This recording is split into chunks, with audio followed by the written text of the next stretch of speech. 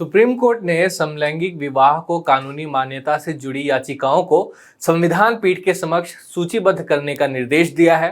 केंद्र ने कोर्ट से समलैंगिक विवाह के मुद्दे पर दोनों पक्षों की दलीलों में कटौती नहीं करने का आग्रह किया।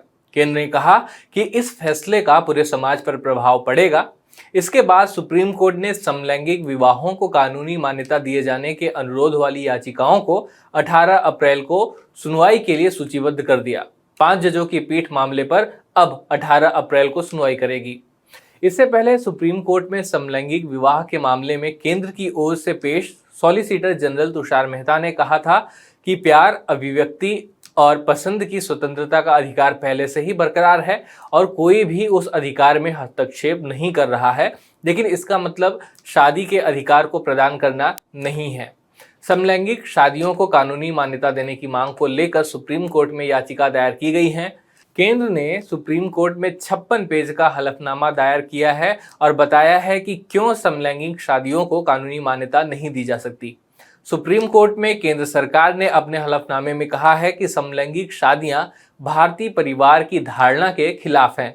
समलैंगिक विवाह का विरोध करते हुए केंद्र सरकार ने सुप्रीम कोर्ट में कहा कि विवाह की धारणा अनिवार्य रूप से दो अपोजिट सेक्स के दो व्यक्तियों के बीच एक मिलन को मानती है। इसे विवादित प्रावधानों के जरिए खराब नहीं किया जाना चाहिए। सुप्रीम कोर्ट और हाई कोर्ट ने कई फैसलों में अभिव्यक्ति स्वतंत्रता की व्याख्या स्पष्ट रूप से की है। समान सेक्स संबंध की तुलना भारतीय परिवार के पति और पत्नी से पैदा हुए बच्चों के कॉन्सेप्ट से नहीं की जा सकती है।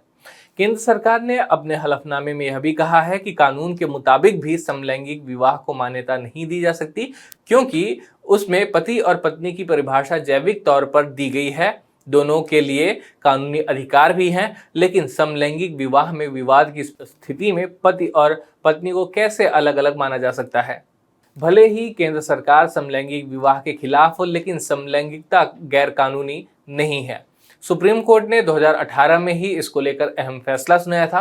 सुप्रीम कोर्ट के तत्कालीन चीफ जस्टिस दीपक मिश्रा की अगुवाई वाली संवैधानिक बेंच ने दो वयस्कों के बीच सहमति से बनाए गए समलैंगिक संबंधों को अपराध मानने वाली धारा 377 से बाहर कर दिया था। कोर्ट की संवैधानिक बेंच ने कहा था कि व्यक्तिगत चॉइस को सम्मान देना होगा। समलैंगिकों को राइट टू लाइफ उनका अधिकार है और यह सुनिश्चित करना कोर्ट का काम है।